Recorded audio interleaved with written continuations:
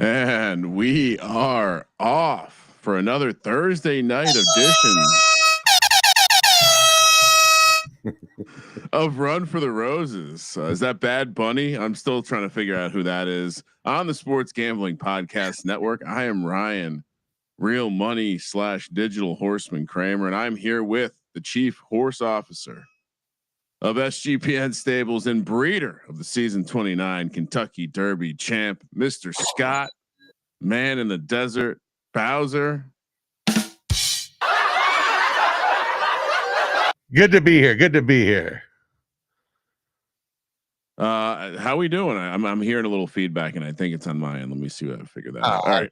It might be just me dicking around with the soundboard. No, I was gonna say you're acting like an '80s radio DJ. Yeah, I'm doing the whole fucking,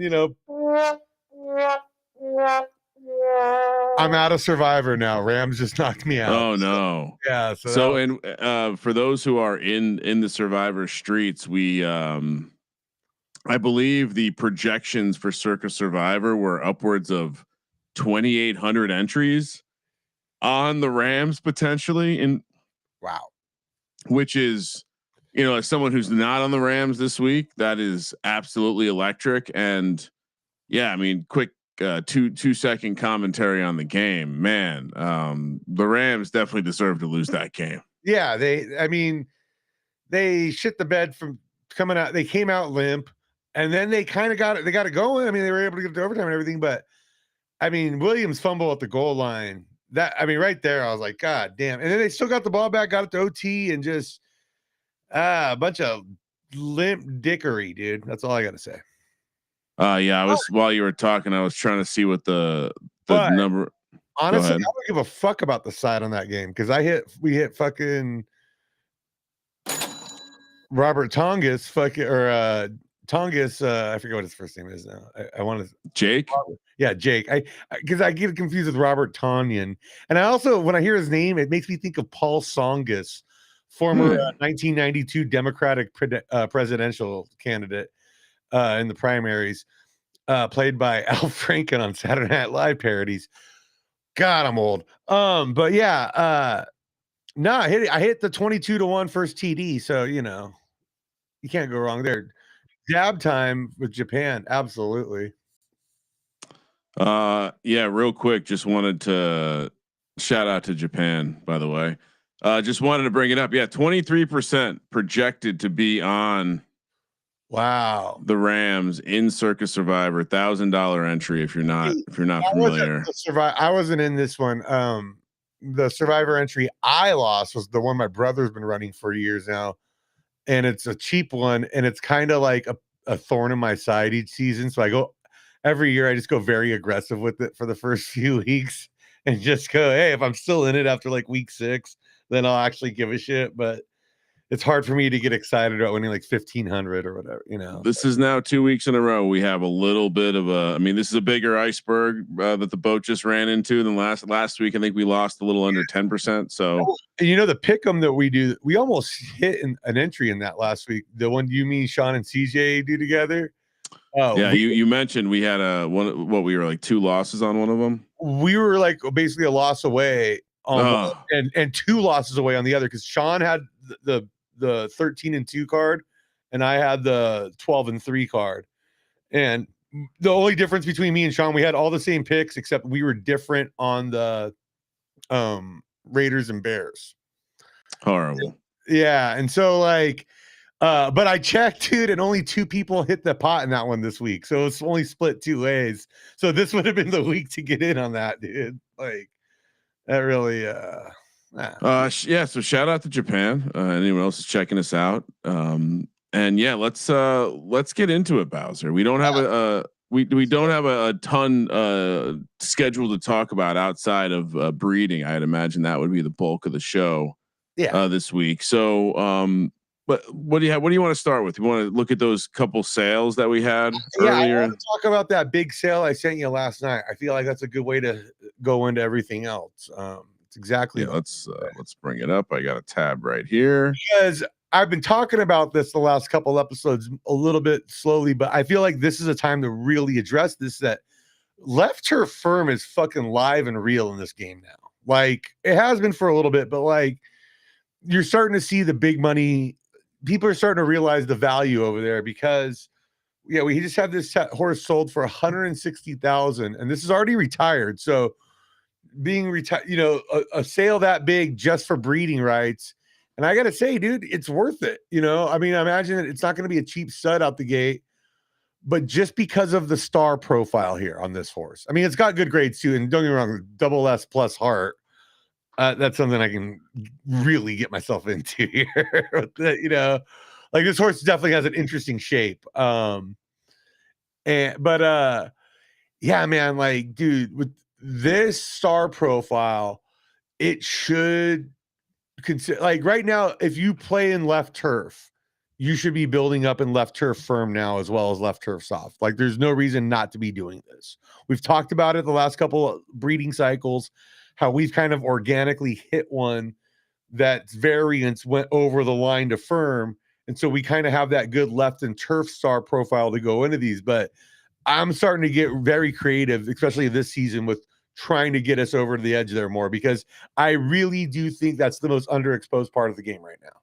Oh, it definitely is. And, you look at this family tree, both sides basically coming out of LTS and RTF. Seen two of the S minus to SS minus match there. Like, now that we're starting to get more SS minus males in our stable, this is something we might try somewhere down the line with one of our better S minus horses, such as a Deuces Wild or like that. Well, I mean, look at this. This is a hell of a LTF piece right here. Yeah. Like, I realize you kind of just need these kind of pieces with the stars just to set this up, and you kind of like it in the early starts of building this. You kind of just have to worry about the stars and not the grades, because you can fill the grades in later when you get that right star profile as you chisel your way up. And you see both sides essentially almost disregarded the turf stars and just tried to build up the firm, at least on the dad side, the firm and the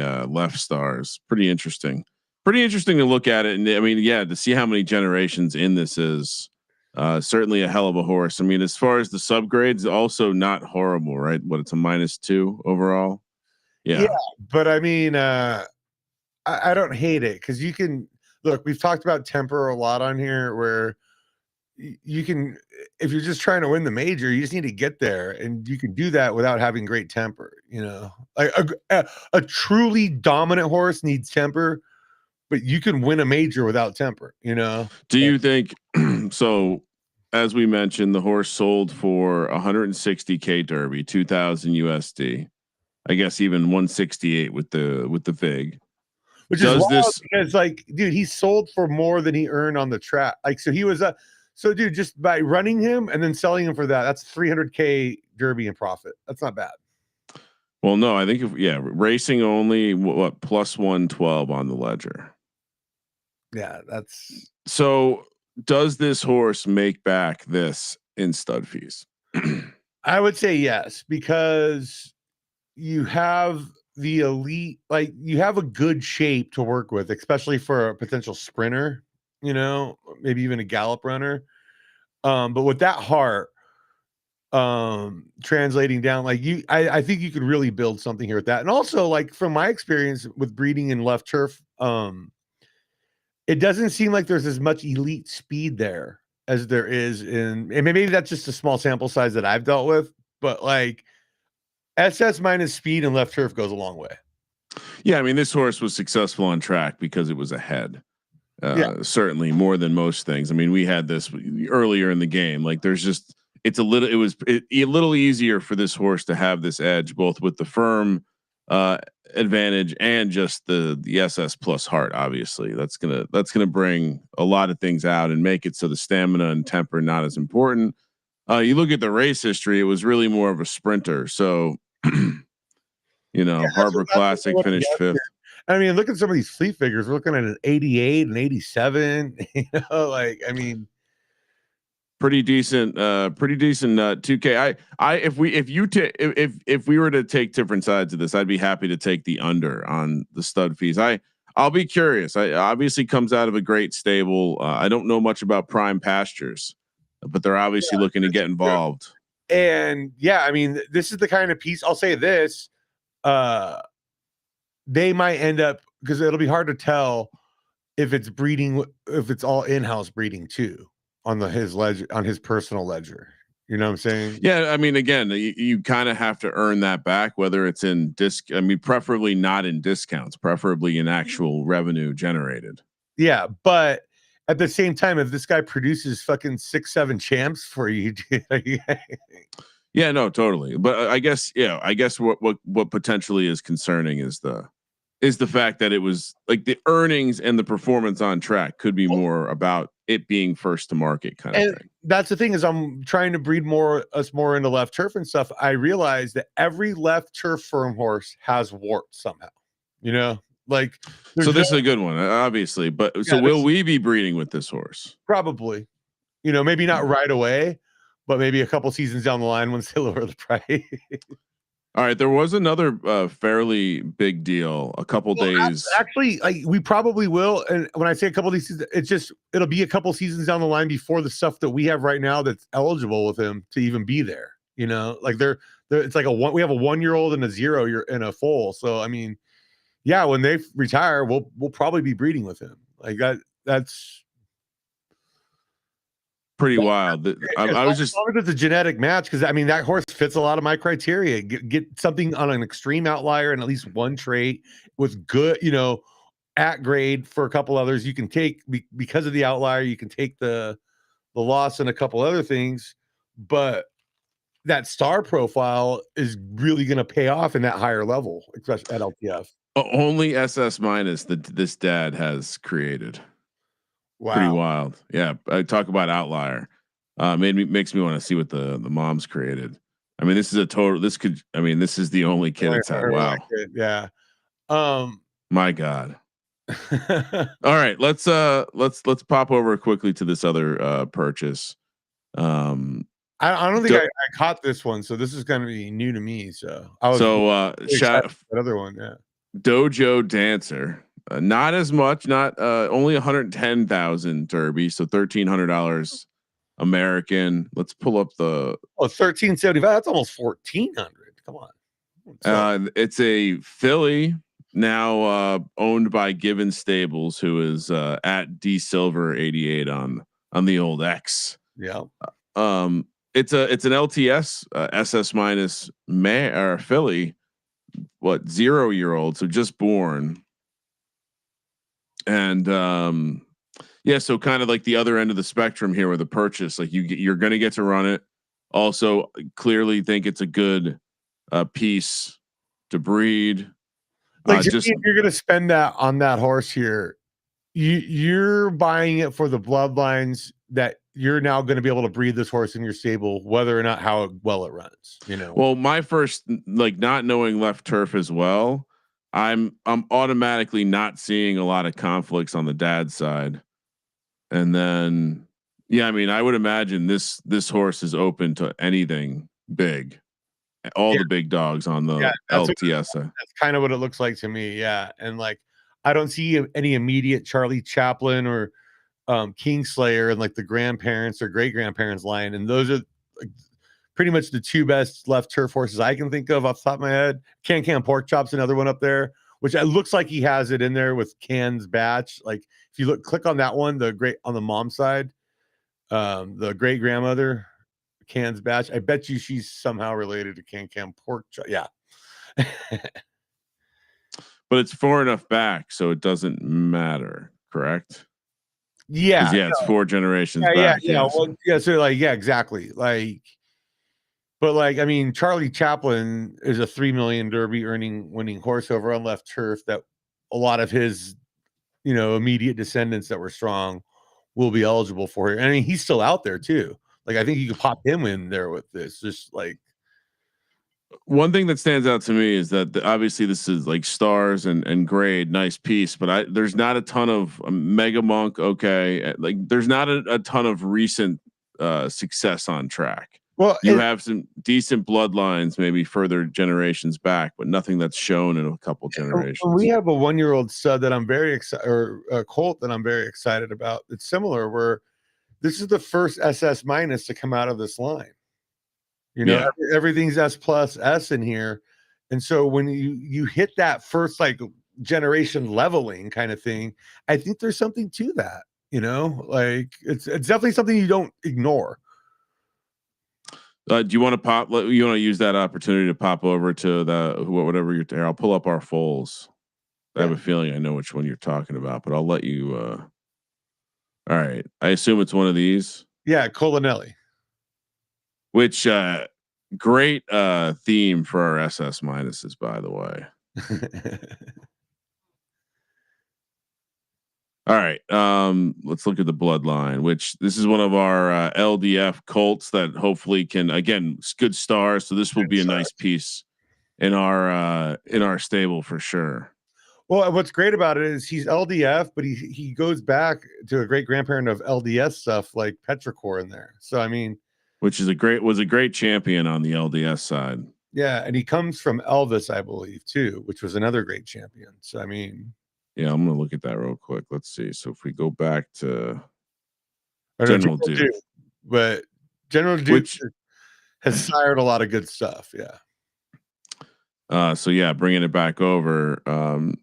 As you mentioned, right? First SS minus in the line, and then on the mom side, you have some casino blood through Boston Casino.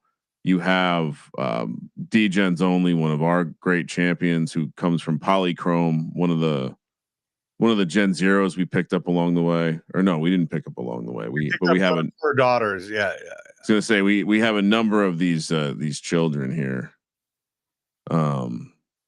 Including D-Gens Only, but monochrome, first half unders, and polychromed. One of our early bloodlines that we kind of very quickly grew attached to. Probably too attached to, but I don't mind. Yeah, I don't mean either, because now that you get a couple generations removed from it, all of a sudden we're going to be able to have like all these horses that have that in their background that are all eligible for each other, And then let me pull up the breed report for this. Always fun to look at those. Who is the mom here? Paula Revere. Oh, that's right. Another great name. So when you're because we did put how to name a horse. Yeah. Contrary to how did you when we were first starting to come up with names earlier, when we weren't having so many, what would you say the process was? The general theme was I was trying to make it stuff like related inside jokes for us and like the network. So like Our Gal, for people that don't know, we like to call the San Diego State, especially their basketball team, Our Gals. It's a we were kind of making a joke that like we were the soccer parents and this was this team that we had adopted as a show, and we could never say bad things about them, so they were Our Gals. Yeah, and so like stuff like that, like Dallas sucks. Like we both fucking hate the Cowboys. Like that's I will, and we kind of easy, Yeah, we kind of had a nice phase of just football related stuff because we knew football season was happening. Yeah, because we started realizing, okay, well these horses are going to start running like when football season starts. So then we start doing a bunch of football related names like a little bit in advance. Got 12 personnel. I'm a sucker for going to musical and movie references too. So like, I don't know, example of that. Like, but see, like to me, okay, if you're gonna name a horse after like your favorite artist's song, don't do their most famous song. Like a good example of that would be if you're a Beach Boys fan, don't do like Surfing USA. You do like Do It Again. You do. Like, I got an example of pop culture. Here's a great pop culture example. Okay, yeah, A Bronx Tale. Yeah, okay. Kramer and I both love this movie. Both Italian Americans. Both, I may or may not be the grandson of a member of a certain organization. But yeah. So now, and then we have the children. Now, Use Can't Leave. Great scene. Yeah. We got C. One of the main characters. Mario Test. And then Nicky Zero. He's the guy who sells them the gun. So yeah, this is one way to have fun with it, I would say. Yeah. Well, okay, and I'll say this: like one way to not do it, I think, and I understand why some people do this, but like, don't just combine the parents' names. Yeah, I don't like that because it gets too weird after like 5 generations where you multiply that out and you're essentially just combining 20 horses into one weird ass name or something. Like a lot of people do that though. And I understand why you want to know this is related to this, but come on, we can all do a little fucking research and just be like, oh yeah, I named that. Like, I like when it's a good one with good bloodlines, like we remember it. It's pretty easy for us to remember. Oh yeah, this is so and so's kid. I will say it's like it is the instinctual thing to do though. No, so I can see why people want to do it. Why people do it, but like to me, it lacks a certain like creativity. That's what it is. You got to be a little creative, at least with the high end horses. And so back to your naming scheme on our SS minuses, which is I told you like when we got the first one, I'm like, I got an idea for this, dude. Which you have a full list, but it's essentially military ranks for the males and royal titles for the females. Yeah, so look out for our very royal and distinguished horses coming at you. Nelly is a Cisoso for colonel, which is a dialect spoken in a few South African countries like South Africa, Zambia, Tanzania, a few others. It's you learn stuff on this show too. So we have the 2S plus parents. I have the breed report here. We rolled up to S minus. So what happened, you think? Well, and look at this. This is like, like especially when we're going for the hardcore derbies. This is like when I was in the middle of like really trying to breed us into the derby. Or I think this was like, I think I bred this one right after we won the derby, but like where I kind of had an idea of what that shape's supposed to look like. So as you see, we didn't care as much about start and temper on this one.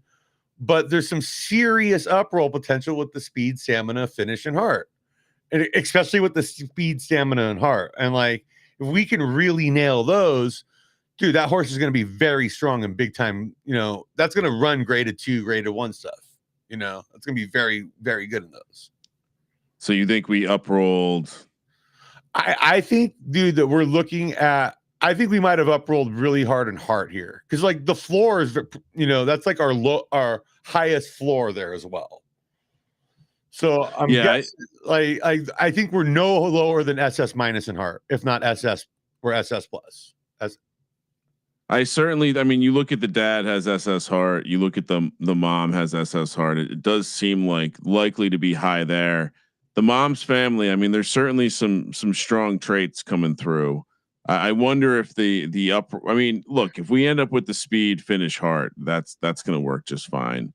I think if we end up with any real combination of this, I think works out fine. I mean, I think the version where we're not generally happy with the horse is if it ends up being a shorter distance.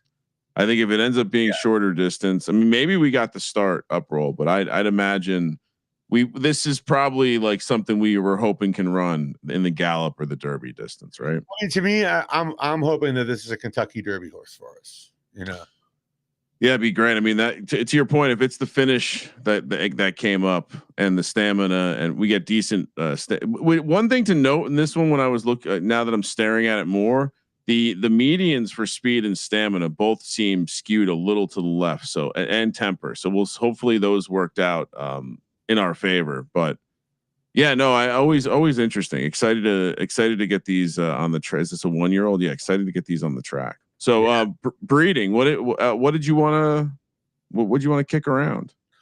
Well, I mean, I kind of really just want to really highlight the LTF stuff where I really think that we're in a golden era because this game's been around for a while now. So if you're a new player, this is a great opportunity to get in because I've seen decent LTF pieces there. Dude, go to the marketplace and look for there's actually LTF. Just wanted to see what we have so far for those.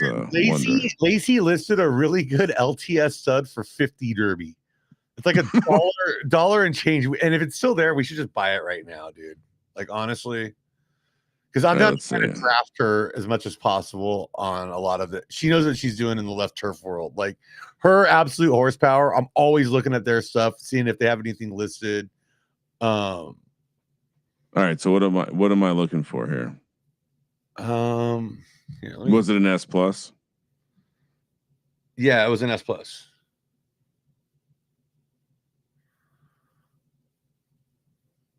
Let me open up on my app because the way I had my filters set up already on there. I mean, this is a nice looking one right here, Gooberman. I think the reality is, I mean, so if you're looking for an LTF piece, what like you're focused all on stars, correct? And to me, you should be focusing on the firm stars of it, because there's going to be plenty of LTS with the half star or 0 stars on the S, but good LT stars. And if you can always build those LT stars up if you have the firm. And so, yeah, let's sort it. Let's have it so we only are getting 2.5. Let's see, 2.5 or 3. Well, I'm on Surface. What am I doing? This one might have sold. I knew I should have picked it up last night. I think there are no 3-star firm LTF horses, but here's the population of 2.5 stars. Not too impressive, and a little pricey. Yeah. Hold on. Let's drop it to 2 stars and see what happens. All right, let's see. Let's sort it by money. And I would imagine, all right, so yeah, there's not much out here right now. Yeah. That one, I think the ones I was looking at last night must have got sold. Yeah. You see. But yeah, coming back to our stable with what we have going, so have like SS plus or something stamina. The speed and temper were dog shit, but it had crazy stamina and I was like, oh, and the stars weren't that good either. So I mean, maybe I saved myself from myself on that one. So here are potential some breed partners for litmus test in the future. Fantastic. Yeah, exactly. 6-point tees and are full of Failer Swift. Shout out to the thing too. If you're gonna do a name like this, make sure you capitalize the second part. Like, who did that? You know, Kramer, I was an English major at Fullerton at one point. Okay, and which makes me practically Kevin Costner, right? Because he went there too, and James Cameron. So, but like, nah, like dude, if it's by design, like I don't mind doing all lowercase. That's fine. E. Cummings, fantastic writer. You know, like this stuff works. But dude, like, be consistent with it. If you're gonna have like, even though I feel like I bought us Failer Swift at a discount just because of the shitty name on it. Yeah, we woke up. I woke up and there's a new horse in the stable. It's like I got a good deal. Oh no, yeah, let's go to that one. The new one I got. That's a great idea because this one was like what's the name? Do you remember? It's like ecliptic. It's something ecliptical. It's an LTF. Afterburn. Yeah, Afterburn Eclipse.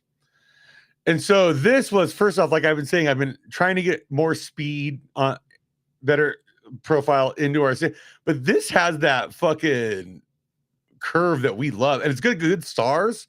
This cost us fucking $2,000, dude. They only ran it 3 times. I feel like that they probably should have ran it a little bit more.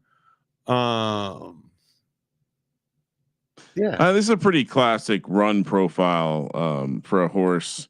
They you know, they probably, I mean, what did this come out a -1? Yeah, -1. So I'm sure this was underwhelming for whatever stable was getting rid of it. That makes sense. The running it 3 times and punting is, you know, this isn't showing you much at all. To your point, but I guess it makes sense, right? The S- temper very likely to not have shown anything as a juvenile. So I mean, this is like the claimers we pick up, right? It's like you end up with some nice trait, and you're like, oh, okay, we can work with this. Yep. And for us, specifically, it being on the LTS side, like we're essentially became our best LTS mare immediately. I was going to say we're very far behind there. So any sort of cheaper pieces that can give us, and this is, there's some solid ish blood in here. So it'll be interesting to see what we can do with this. I assume we'll go outside the stable for this one. Yeah, and I actually found a really good stud. If we want to refer to my chart real quick here, I can give you the name of him if you want to look him up for Afterburn Eclipse. Yeah, sweet. All right, Medal of Valor. Like, check this one out. I mean, you can look up our breed report for it. I already ran it. Nice. Medal, like medal, like I won a gold medal. Yeah, this guy right here, who looks fucking dope.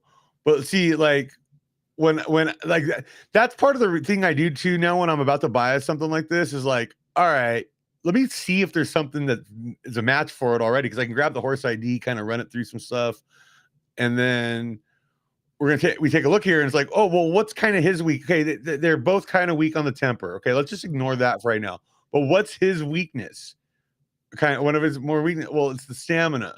That's her strength, and then we kind of balance out the rest, right? And so we get the right roll here. We could get an SS minus there immediately. The temper roll here is comical. I mean, at least like the window is comical. Everything else is like, whoa. Yeah, right. But I feel like sometimes you kind of got to do stuff like this, because we do have some very good temper horses on this side of the track.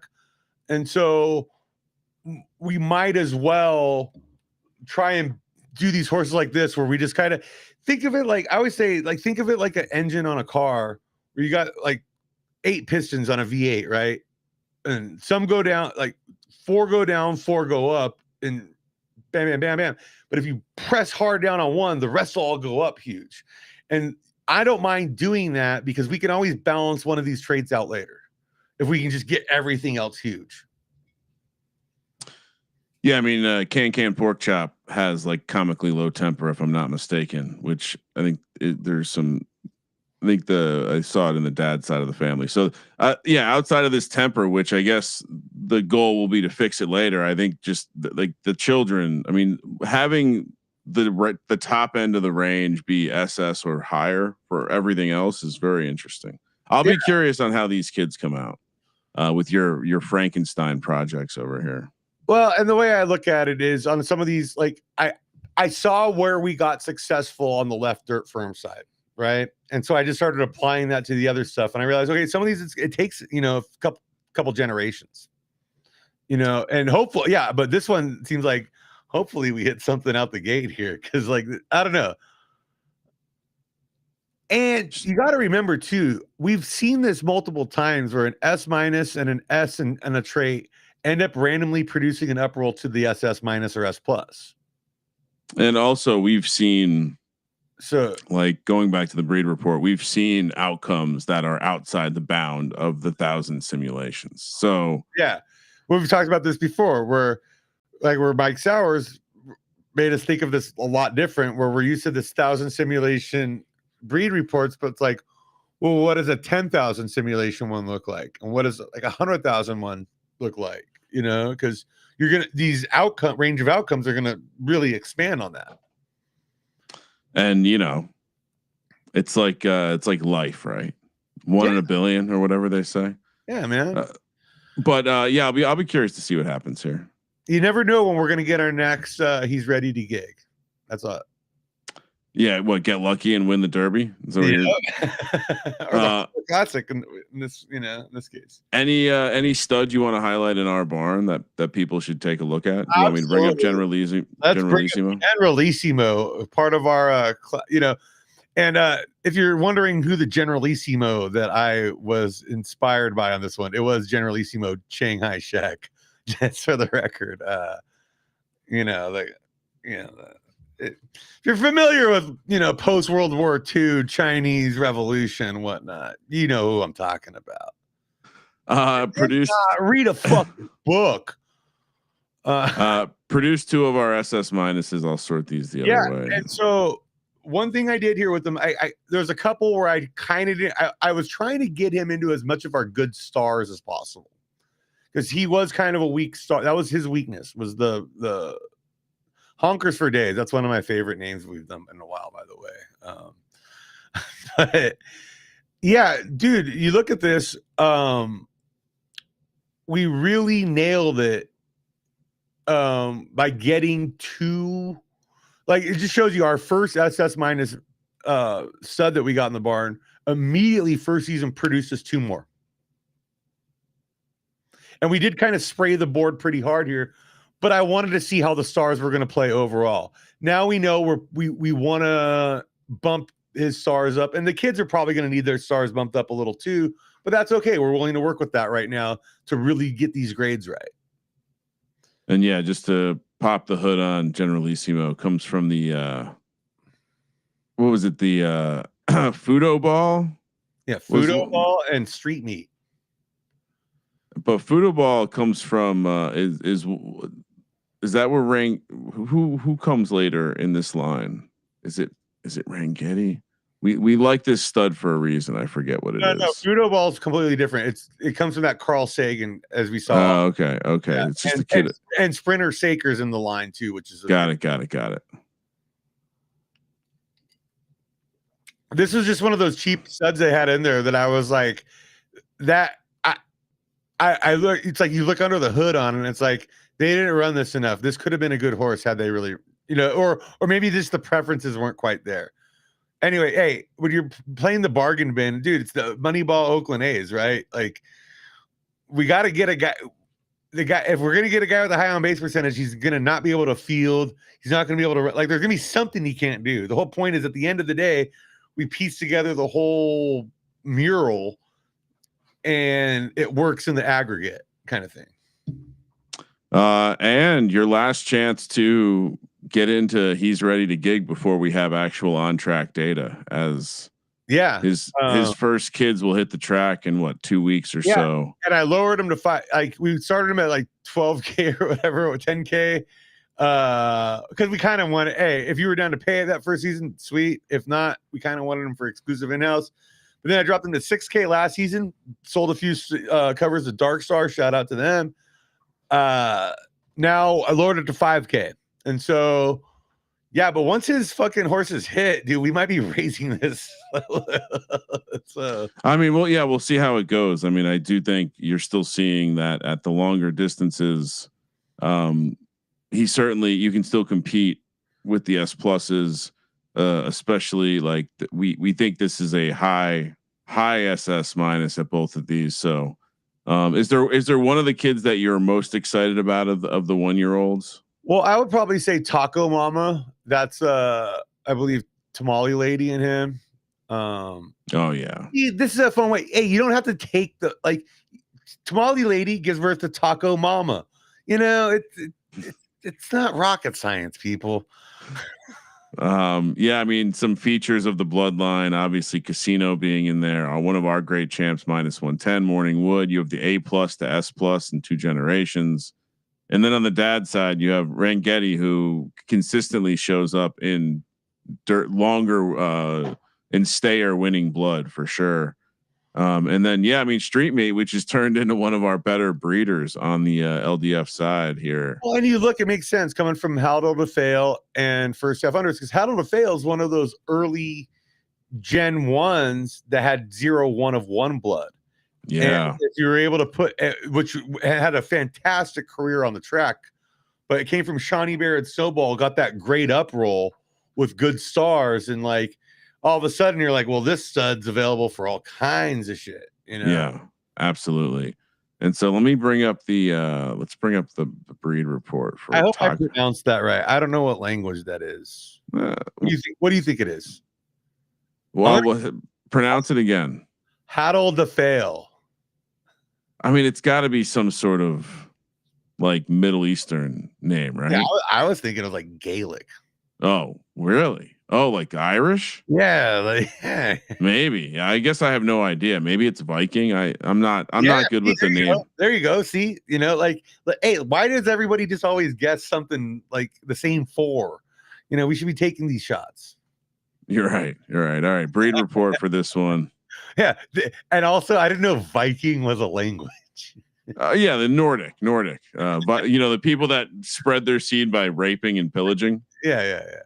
That we now celebrate our team in Minneapolis. Yeah. Not offensive at all.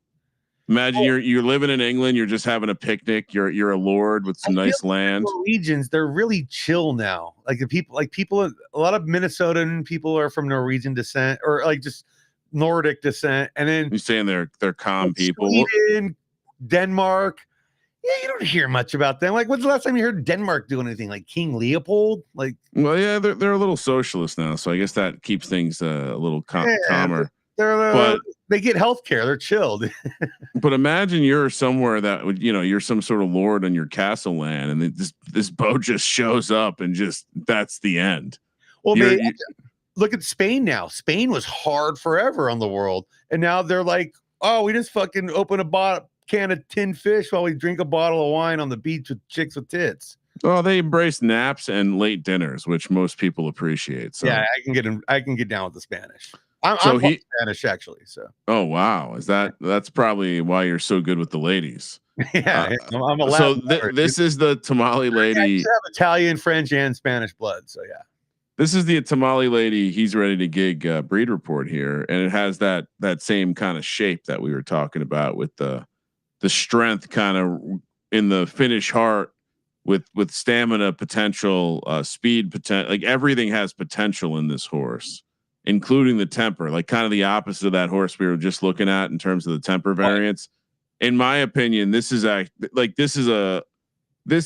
if every breed report had a crazy wide temper gate, I'd be happy with it because like we talk about all the time, the variance there feels like it's more than elsewhere. Well, and going back to the old Generation Zero horses, it seemed like there were several Generation Zeros that had S+ traits, but I don't think there were any, or there's maybe only one or two, and they were on the right turn side that had actual S+ temper out the gate, that you can build on to start with. Everything else was like, all right, I got to take a horse with S+ stamina that I got, an S+ speed horse, and let's try and get that right, and yeah.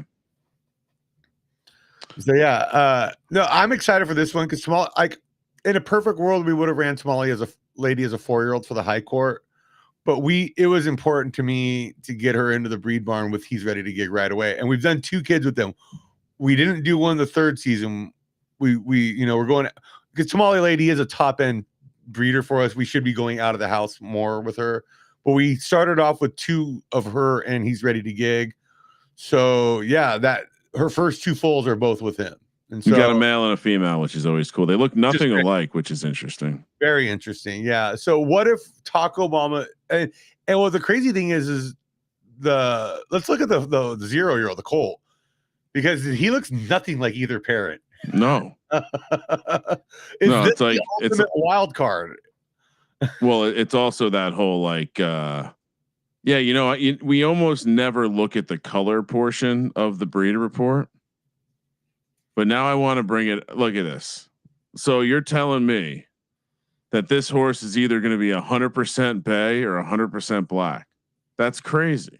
I don't think I've seen this before, Bowser. Usually they're like some percentages. Do we know of any coat color genetics having anything to do with the others? Like if you get this roll here, you get this roll there and that roll there. I would love to know if someone has a thought on that, but I mean, let's go. If you have a thought about that, reach out to either one of us in the DMs or the chat or whatever. Cause definitely. Yeah. I mean, they're completely different. I mean, the breed report is 100% true. One came out completely brown. One came out completely black. Yeah. I almost want to do it again. Just to see if it's like all the males come out black and the females come out brown. Like it could be something like that. It could be gender orient. I don't know. Well, I know in like black cats, for example, when you see a black cat, it's like way more likely to be a male than a female. When there's the pigment mutation there for black cat, they're more likely to be male. I mean, not that there is female black cats, obviously, but. Is there another stud in our stable that you might want to highlight? Maybe something on the lower end, or just anything in general. Yeah. Let's. chunk of the times he's an LDS. Okay. I'm fascinated with him. We're using him a couple times coming up this season. But look at this, because we talk about, we don't really care about temper a lot, but this course has stars and temper. And if we're always focusing on building the other stuff in that other range there, well, this becomes a very interesting piece for us. And we're doing it in a couple of S on S breeds where they have the speed, stamina, finish kind of profile. And I think we can balance out a couple really good star S plus from these combos. And he's half the cost for us than the S pluses. Nice. Also, that's a cool, he's got a cool coat there too. Yeah. And I mean, we've, well, yeah, let's look up his breed reports that we've done with him. I did like 2, I believe. Let me pull them up here. All right, here's the first one. See, this is an S on S breed. And look at the star level we're looking at here. No less than 2.5 on left and dirt. No less than like what, 1.5 on the soft side. And some serious fucking potential on this horse. Yeah, I'll be curious to see how this one pops out. Here's the other one, kind of a similar, where you're just you have a pretty wide range for the. Is this like a Gen, the Gen 2? Well, Bronx Firebomb comes from the Bronx Tail, or it comes from Deuce's Wild. The stud, though, yeah. So the stud is a Gen 2. Gen 2, Native Monk, Pride of Penelope. It comes from Rigel and Flow on the one side. Yeah, I don't know. I felt like we shoot our shot here, right? We've recently had some nice reveals from Native Monk, and in general, our theory has always been the closer you get back to the Gen Zeros, the more variants you're invoking into the potential of the children. And so, yeah, I mean, these.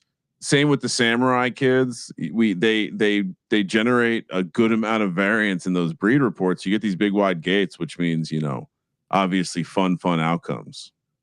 Yeah. And so for 1,000 Derby, I felt like we were able to do both these reports for him with him and Bronx Fire. Like that cost us 2,000. That's going to cost us 2,000 for both these. And I feel like that's a really good value here. Strong, certainly is a strong +3 S horse right there. Yeah, because I think with this Gen 2 profile on him right here too, he's kind of got that ability to. I don't know. I feel like there's a mutation ability here. So yeah. The variant stuff with the Gen 1, Gen 2 horses is very, very real. I mean, we see it in the breed reports pretty consistently. The further back you can get something. Well, and that's why I'm so glad we at the end of the day popped out all those Gen 1s down to the last second, because now with some of our better horses, we can kind of go back to some of these better Gen 1s we had. And like He's Ready to Gig and Generalissimo, I've done that the last couple seasons with them now, where we slam them back with these other Gen 1s where it's like, because that's kind of how we got the He's Ready to Gig mutation. And it's like, well, let's just take that and try and do it on another one. Yeah. Yes, sir. All right, Bowser, what else you got? Anything else you want to highlight? I can't really think of nothing. No. Oh, you want to do a couple college football picks? Yeah, let's give any stud, no stud action. Here, well, let me look at my thing. I you know what? There is a couple stud. There's a stud that I would really like to highlight in our stable right now. Let's see. And that is Hot Crawfish. He wasn't much of a actually no, not Hot Crawfish. We're gonna talk about a different one. We're gonna talk about Dutch Auction. That's been that's the one we were. That was the big surprise, because we both looked at the reveal on this. We're like, fuck, we raced him wrong. And we were like, dude, like this should have been an SS minus. Yeah, what is it? This tallies up to what? Plus +5 -1, so a +4 S plus stud with, you know, you want to talk about what is this shape probably going to spit it. This feels like something that should have been running more in a gallop. Call it lazy racing on my end, or just, yeah, I mean, mistakes were made, I think, with this one. And I think this should have been a pretty strong gallop runner, maybe even longer. But now that we have it in house, I mean, I'd imagine, did this become one of our better studs pretty quickly? Cause it does have decentish stars. According to one of the pieces of analytics I use, he technically is our best stud, even better, higher score than Generalissimo. Yeah. Okay. But very, very nice. That being said, let's go to his bloodline. Let's go to the parents and whatnot, because to me, what makes Generalissimo a special stud for us is his ability to level up. Because as you saw, he's an SS minus that came from an S and an S plus. He's produced 2 SS minuses right away. Like there's an accelerant in that bloodline that's going to keep putting stuff out there. Now this comes from an SS minus dad in Last Shadow, but Last Shadow is something similar where he is the first of that organic line. I think there's something to this, of getting that first. And if you just evaluate by subgrade, I mean, I'm pretty sure Dutch Auction is stronger than Last Shadow. It's close if he's not. Yeah, exactly. But let's go down to the mirror here. Because this was first half unders, one of our favorites, something that's produced very well for us. We were talking about polychrome earlier, and we're going back. It's dude, this horse's grandmother is a Gen 0. Yeah. Still pretty close to the source. I mean, Rose of Zion, one of the great Gen 1 horses. So yeah, that's a great grandfather. Yeah. So, or Gen 0, sorry. Yeah. So it's like, I feel like some of the breeding we've done here where we've kind of held on to some of these lines maybe a little too long. I don't know, because I think we've gotten as other lines have evolved, we've kind of tapped into that and added more variants. Yeah. I mean, this is going to be a fun piece to use. And, I think from our stable's perspective, we have a horse currently in qualification for the gallop that I think will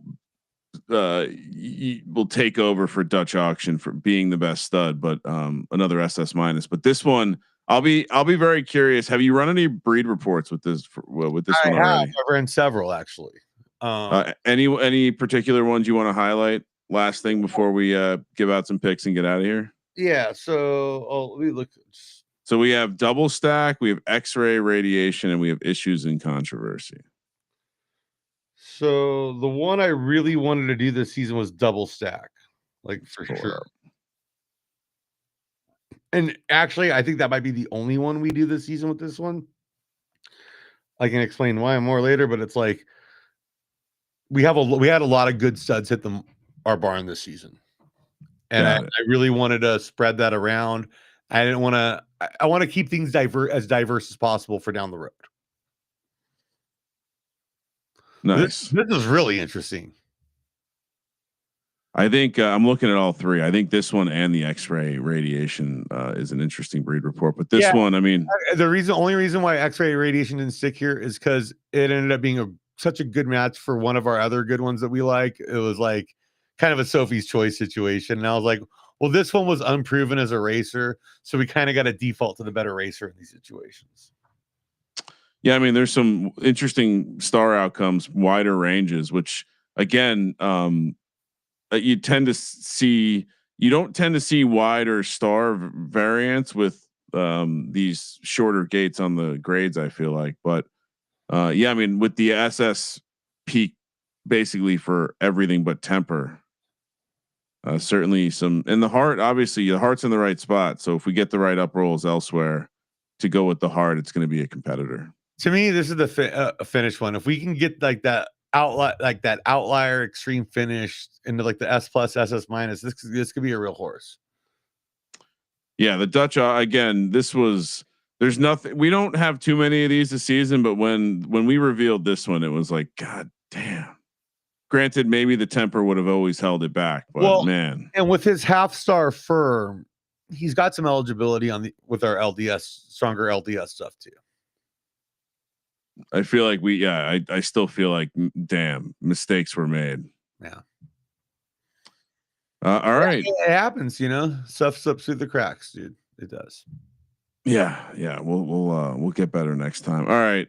Anything else you want to throw out there before we fire off a college football pick and call it a day? No, man. No. I got some fantastic college football stuff. All right, give me your favorite college football player for Saturday. Like just my number one. Whatever you want to give out. All right. You have the floor. I got a round robin. Okay. Money line parlay, all home dogs. Okay, let's hear it. All right. Florida State against Miami. Northern Illinois against Miami of Ohio. And Wyoming against UNLV. They're none of them, like, I think the juiciest one there I have is like plus 166. It's not the spiciest fucking round robin, but dude, it's all short home dogs that I really like the matchups in. Like, I was just while we were talking betting, I figured I'd pop over here, see what's going on with and there's an NFL that we both love that everyone should be firing on, which is David Montgomery over 49.5 yards. Yeah, a little bit of not quite tragic magic, but from Cincinnati. If you don't know the story, from Cincinnati, family going to be at the game. First time sister, I believe, is going to be watching. Had some sort of is paralyzed. Like, not a great story. So there could be some emotions flowing. Dan Campbell's into that kind of stuff. I'm with you completely. I by the way, I don't know if you're looking at the screen, Bowser, but we have some markets in college football over on Bet Vibe. So what do we got? Yeah. Okay. We got all the NFL games as well. Might as well put a nice. And are these ATS or is it just I think right now they're probably just the way these markets will first show up will be essentially money lines, and then eventually go back to the college, because that West Virginia BYU is like a split one. You got to hammer BYU at that price. Yeah, I mean it's what, like minus. This is like minus 200. I think I'm not good at the translation, but it's about minus 200. Yeah, let's. I got a lot in my account. Should minus 180. Yeah, dude, because they're a 19-point favorite, dude. Where else are you gonna get like minus 180? I'm gonna completely screw up the pool. Favorite. Yeah, fucking ruin the pool. I'll share this on social so everyone can know I am the liquidity. One of my favorite things. Quick side story. And I'll throw out a pick as well. You didn't lower it that much, but okay. Now it's becoming about where the money line should be, though. Well, no, because this is like the European style. So one is like the lowest it can be. Okay. One would be like infinity. So going from 1.4 to 1.1, this is a massive move. And you're basically getting nothing for your money. So we've done deals, or we've done promotions with exchanges before, and there is nothing more fun than being the liquidity and just buying up people's bets. It's like you're playing whack-a-mole. Like, what? Give me that. What? Give me that. I like that price. What? So anyway, let's see. What do I like in college football this weekend? Yeah, I really like Florida State against Miami. I know I would double overtime against.